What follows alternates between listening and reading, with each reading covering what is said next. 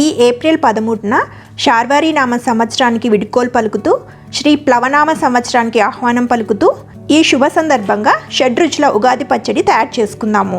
ఈ పచ్చడిలో జీవితంలోని అన్ని భావనలను చెప్పే భావం ఇందులో ఇమిడి ఉంది. పచ్చడిలోని ఒక్కొక్క పదార్థం ఒక్కొక్క భావానికి అనుభవానికి ప్రతీక. వెల్కమ్ టు గృహిణి తెలుగు వ్లాగ్స్. ఇక్కడ షడ్రుచులకు సంబంధించి అన్నీ తీసుకున్నాను.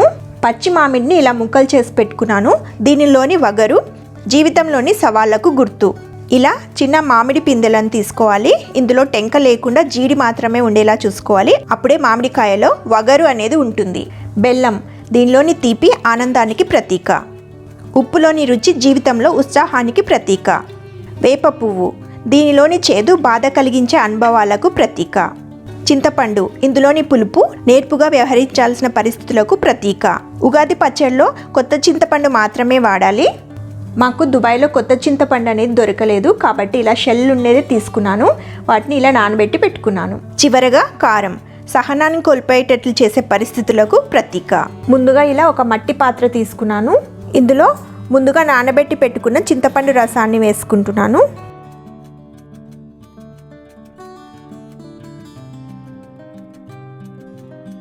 ఇప్పుడు రుచికి తగినంత ఉప్పు వేసుకోవాలి.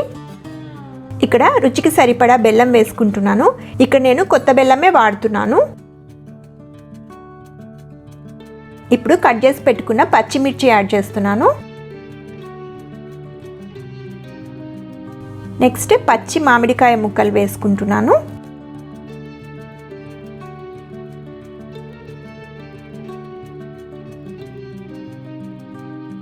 చివరగా వేప పువ్వు వేస్తున్నాను. ఇలా అన్నీ వేసుకున్న తర్వాత షడ్రుచులు బాగా కలిసేలాగా చేత్తో కలుపుకోవాలి.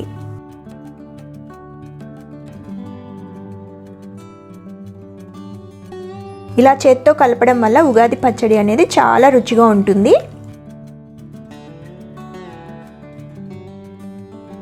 సాంప్రదాయబద్ధంగా మట్టి కుండలో చేసిన ఉగాది పచ్చడి తయారైంది. అందరికీ శ్రీ ప్లవనామ సంవత్సర ఉగాది శుభాకాంక్షలు.